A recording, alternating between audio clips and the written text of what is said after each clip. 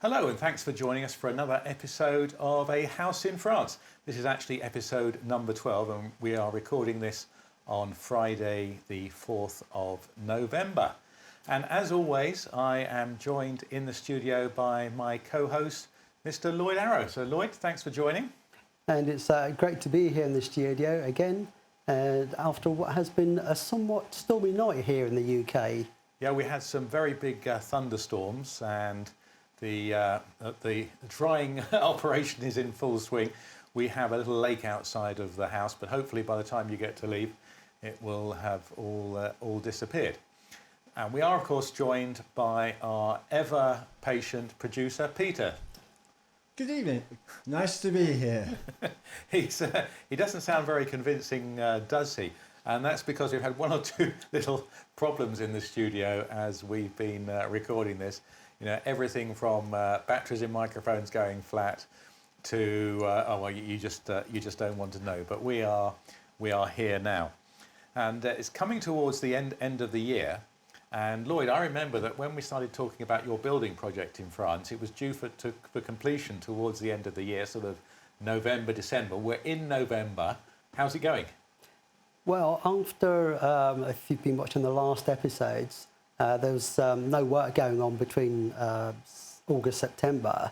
I've had some news in the last couple of weeks whereby basically the doors and windows have been in, which I think we can see a picture of in a second.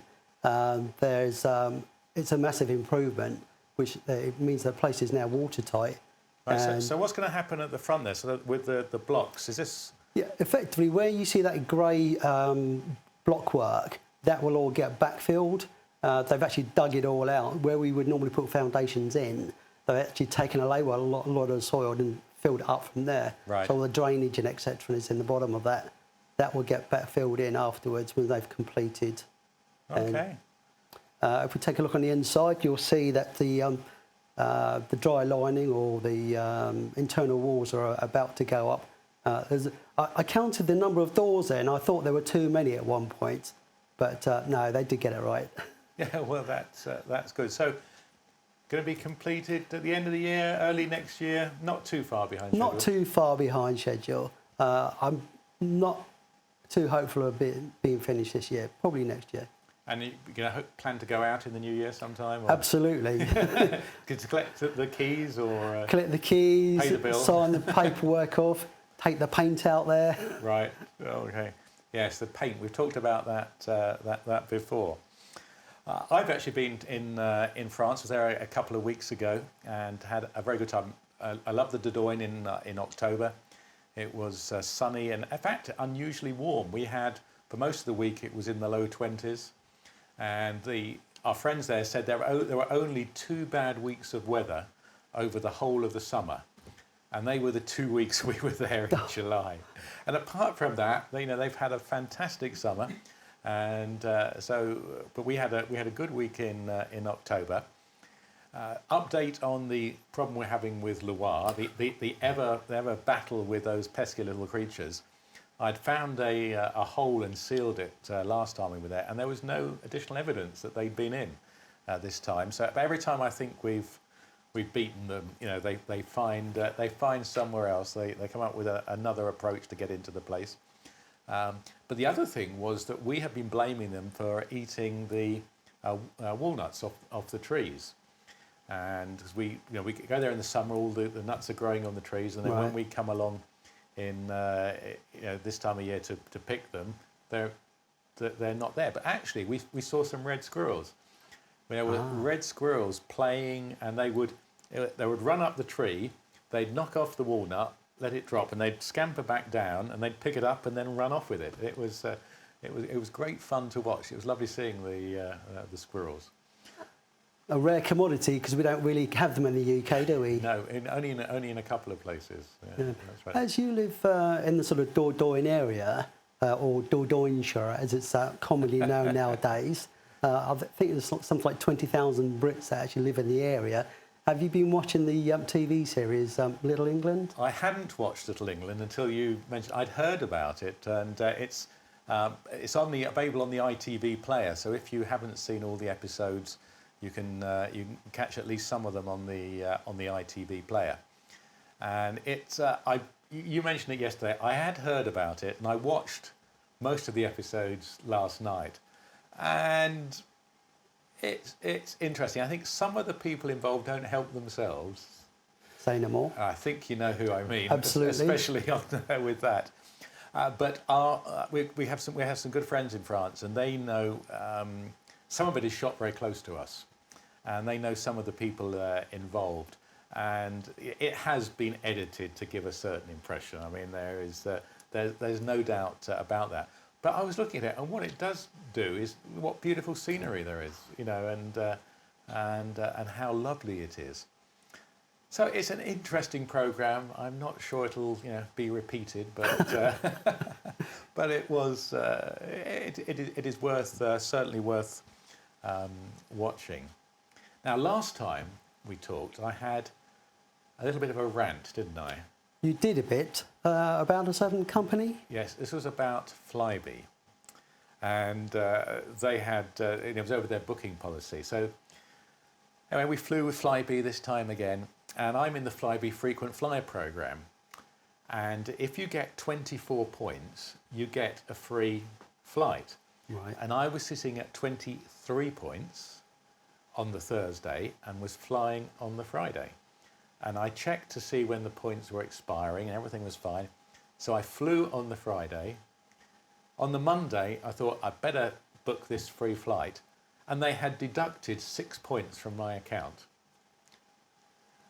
And it was said they were expired. 6 points, all expired, just like that.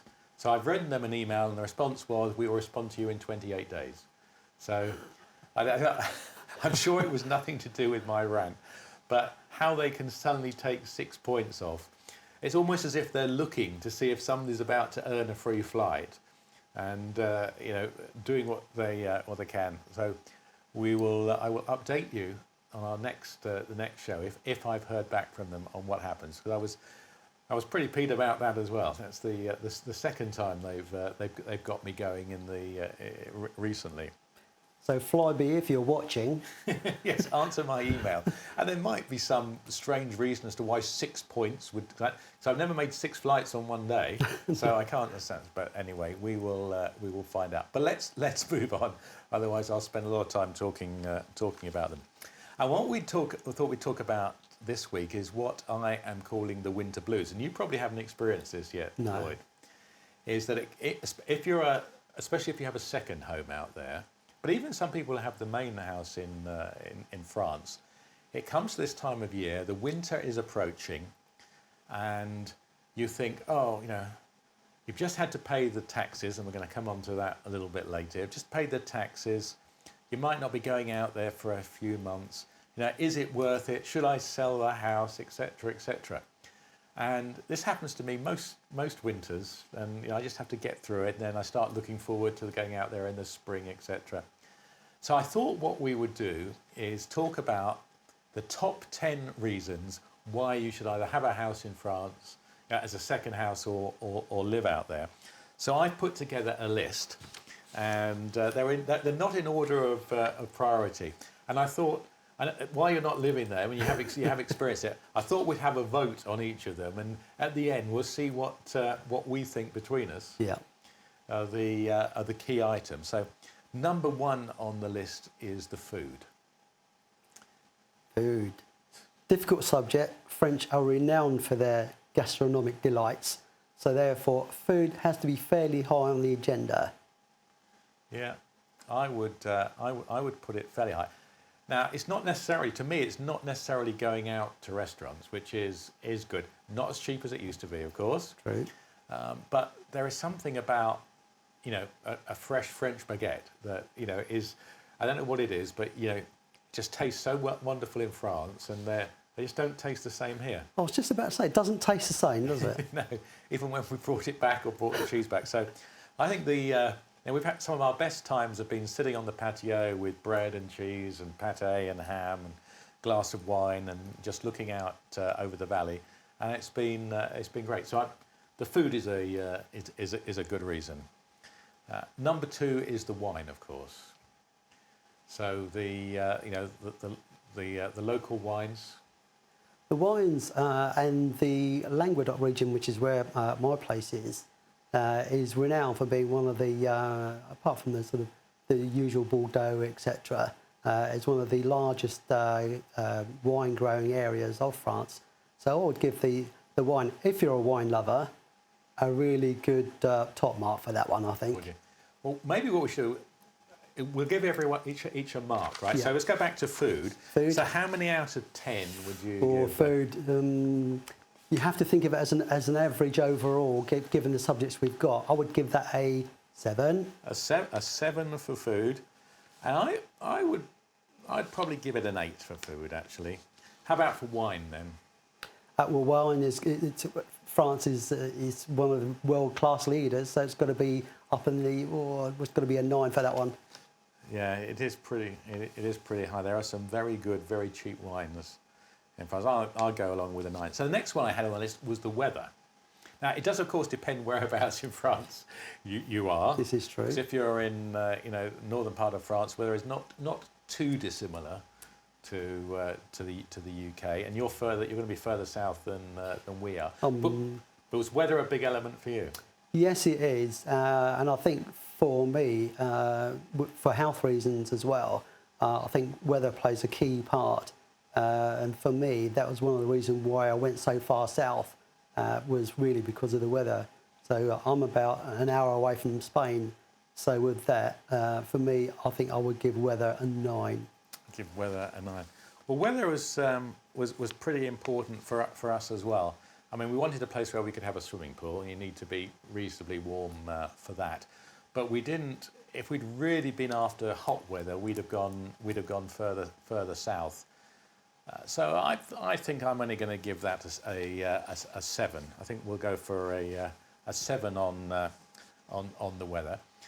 The next one I came up with was it's a bit ambiguous really, but is the sort of the way of life. You know, that it is that it's more tranquil, that they do things differently. You know, the handshakes, etc. Does that do anything for you or? It's difficult because I've only really been there as a tourist, apart from the sort of house hunting scenario. So really with that, the sort of way of life is a bit difficult for me to say, having not really experienced it that much. Okay, well, I think the way of life is important. I quite like the way they do things. It's not a great thing, but I think it is a little bit quieter, etc. So I would probably rate that as a 6. 6. I think I'd give it a 7, only from the point of view that from what I've seen of people or reasons for people moving over there have literally been because of the way of life. Yeah. Next one is sort of related, number 5 on my list, which is peace and tranquility. Now again, you move into the centre of Paris, you're not going for the peace and tranquility, but we moved to the middle of nowhere. So this was really important to us, and I rate this incredibly highly. So I'm actually going to give this a 10 for me. But how about for you? Top marks for you then. Peace and tranquility. Again, with that, having not really experienced it from living there, I have been there a few times, certainly where the house is, and peace and tranquility, it definitely has. The only things you can hear are literally the birds, and when it's term time at school, you can hear the children in the playground, and that is it. So I would say peace and tranquility, I'd give that a 9, I think. You give that a 9? Yeah. That's good. That's very dependent on what you want, isn't it? So some people that wouldn't want peace and tranquility, they'll want to be somewhere busy. And number 6 on the list then was the scenery. And again, this it's a little bit dependent on where you are. In the Dordogne, it's full of chateaux and beautiful scenery, lovely places to go. Probably not a big reason for us enjoying life there. It probably attracted us to the area. But how about for you? Is the scenery important? Very much so. I think for me, the scenery was one of the things that actually sold the plot where the house is being built, because the view which I have, I'm on the, not really a side of a hill, but I'm quite at high altitude. But with that, I mean, we can see that sort of parts of the Pyrenees, and it's an unobstructed view. So really, scenery was a major factor. Okay. So how many points out of 10 then for the scenery? Well, I've got to give it a 9, definitely. Oh yeah, okay. Well, I'm only going to give that a 7. So it is nice being. I mean, I actually like the look of our valley where we are, but that's very local. But it's good though. We're scoring Depends everything. on what you're after. We are scoring everything pretty highly though, aren't we? So, Fact of life. all right. How about family focus, sort of lunchtime closures of the shops, and Sundays where everything is tranquil. That it is. They are much more family focused, I think, than we are in the UK. They're very much into the sort of extended families and getting together on Sundays. Now, as outsiders, that doesn't really apply too much. And at first, we got very frustrated by lunchtime closures of shops. But actually, I think they're spot on. I absolutely think they're right now. And Sundays, okay, it's now nice that you can get a supermarket open for 2 or 3 hours in the Sunday morning. But generally, it's still pretty peaceful. How about for you? Is that? Yeah, I think again, it's one of those things where you say about the lunchtime closures. With that, it's what you get used to. We're used to having 24-hour, 365 days a year opening practically. So that's kind of like what we assume as being normal. So when you're out there, because if you realise that places close at certain times of day, you work around that. And from the social aspect, one thing for me is where we would normally go shopping here in the UK, because it's a damp and dismal day, so we need to find something to do. Whereas out there, people tend to socialise more. And speaking of socialising, I've actually had dinner with my neighbours down the road already. Right. And I don't even live there. Yeah, that's terrific. That's very good. So points out of 10, I'm probably not going to. I quite like it, but I'm only going to give that 5. Again, because I haven't lived there personally, I would probably give it a 6 for that one. Okay. The next item I had was escaping from England. You mentioned it, the rat race. That it is very different, and it is just so different. I mean, maybe we've touched on some of these things before, but it is sort of escapism. It is very different. We talked about the food and the wine and everything, and I think that it's like a bolt hole. Having somewhere different to go.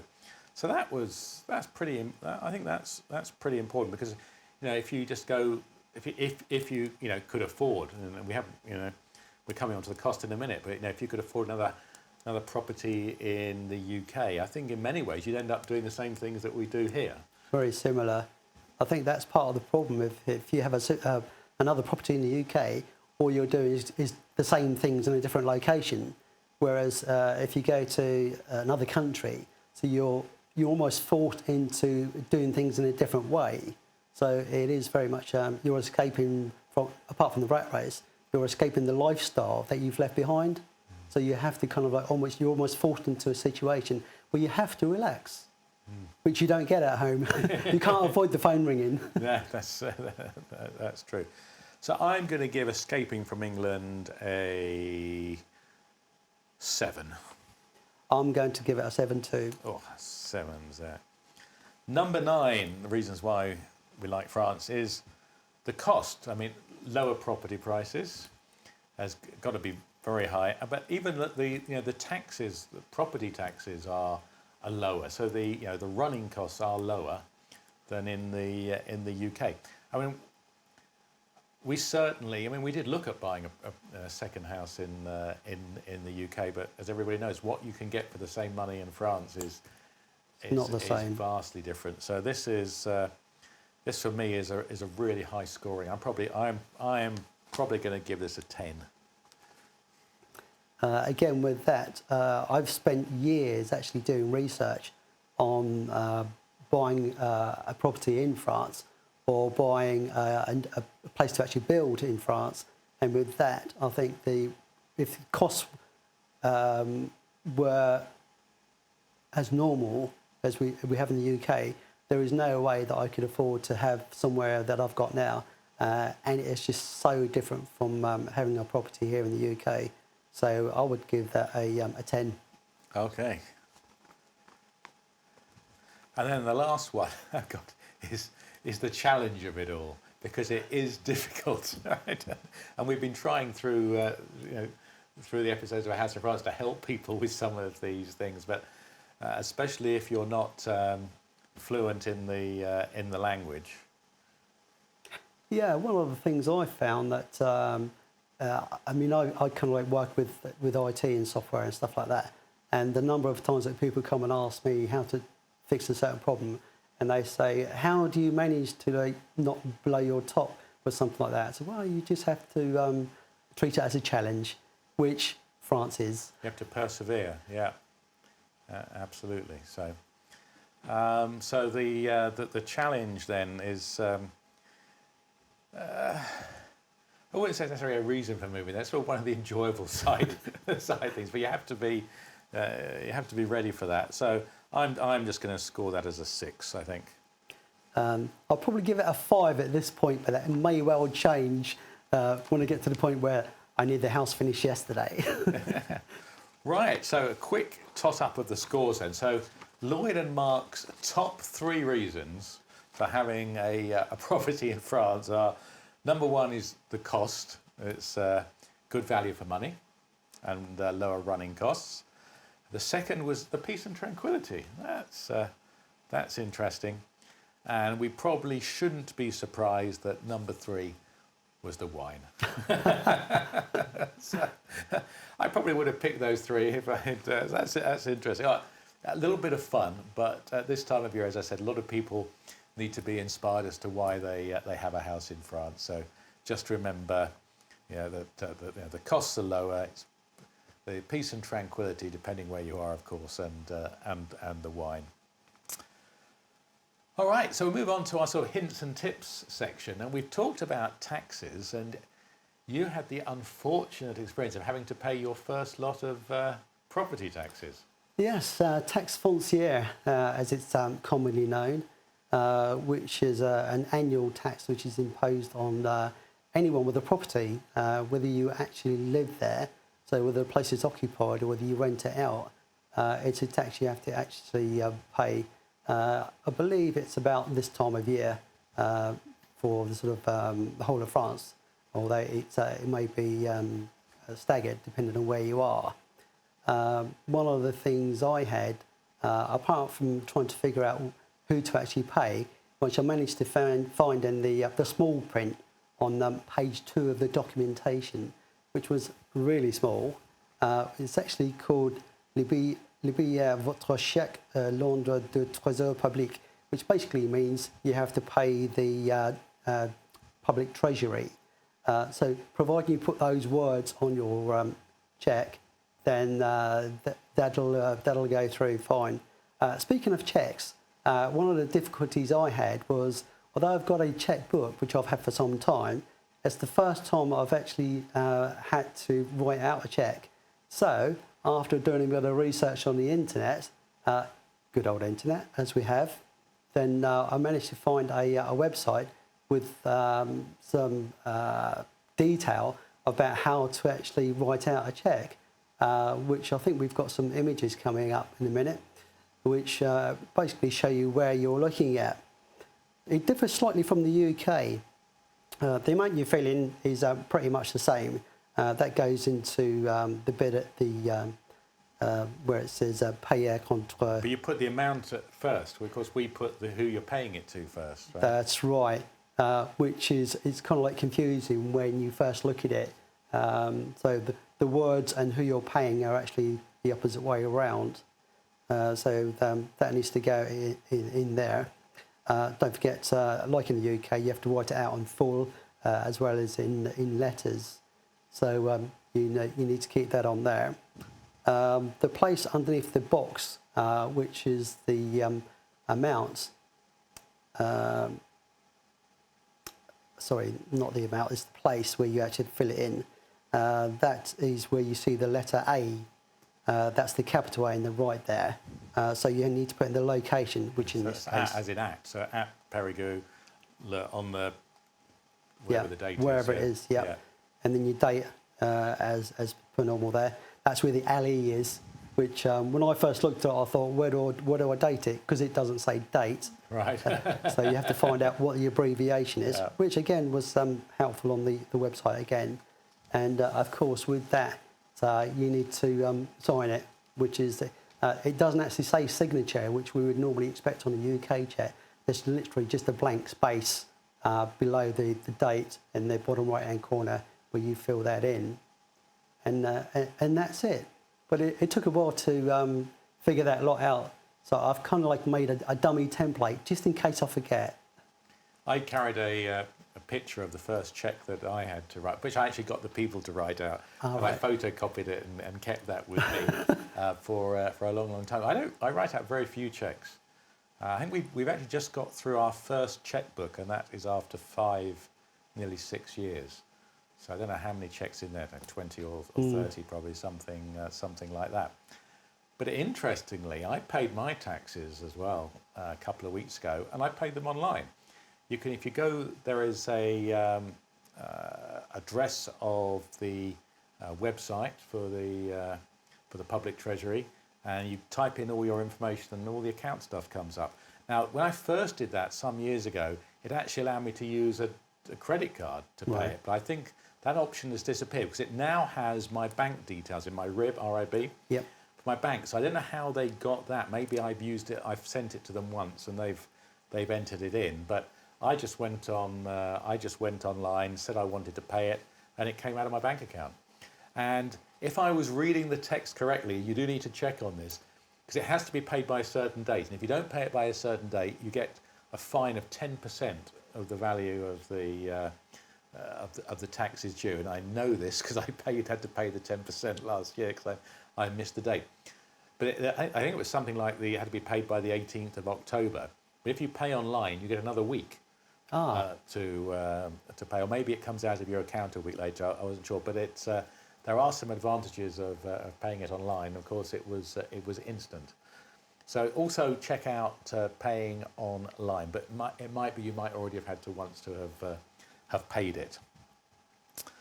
So that's hopefully of use to people who are new or just opened up a bank account. You're right, writing out a cheque is a bit of a challenge the first time. We always look at a website or two. We're just going to look at one this time, and this was again, I think it's to do with your house, is it? Your kitchen? It is, yeah. One of the advantages of having a new build is that you can change things slightly. Tweak, that's the word I'm looking for. So with that, I've been working on the design for the actual kitchen itself. So I thought, okay, what I need to do is kind of like do a mock-up. So I managed to find on the internet, yet again, I'm forever on the internet, you can via a couple of websites, one of them being IKEA, one of them being IQ. There's probably more than that, but you can actually go on there and effectively do a 3D design of your kitchen, which for me was really helpful because with that, I then found out that one of the partition walls, which hopefully they're building or will be finished next week, I need to extend it slightly just so I can get the kitchen fitted in. So, but if you just go to IKEA or B&Q, and then if you look up kitchen planner, then with that you can start mocking up your own kitchen. And are you going to be buying the kitchen down there or here? Is it? Well, originally I was going to buy it in IKEA because there's an IKEA that's only 2 hours away from where the house is. But I'm thinking with the prices and the ease of access and all the rest of it, I might just buy it here and take it with me. Charles, a lot of cases and boxes and whatever. So which is the nearest IKEA to you? Is it Toulouse? So you're 2 hours from Toulouse. Yeah. So yeah, because I think our nearest is Bordeaux, which is 2.5 hours. Toulouse will be about 3 hours from us, so something like it. Well, that's it. We have come to the end of this episode. We've had somebody send in some video of their house in France, and we'll hope to show that maybe on the next episode. Just want to arrange to get a soundtrack to it rather than just show video. Because Lloyd and I can talk to it, but we're not, we might be making things up. So we want to thank the person who sent that in. If you have some video of your house or your project, or you want to join us on Skype for one recording, do let us know. Send an email to ahif@ttfn.tv, or if you have any ideas and suggestions, that's also the address to send any emails to. So, Lloyd, thanks very much. And thank you all for watching this episode of Our House in France. See you next time. Bye-bye. À bientôt.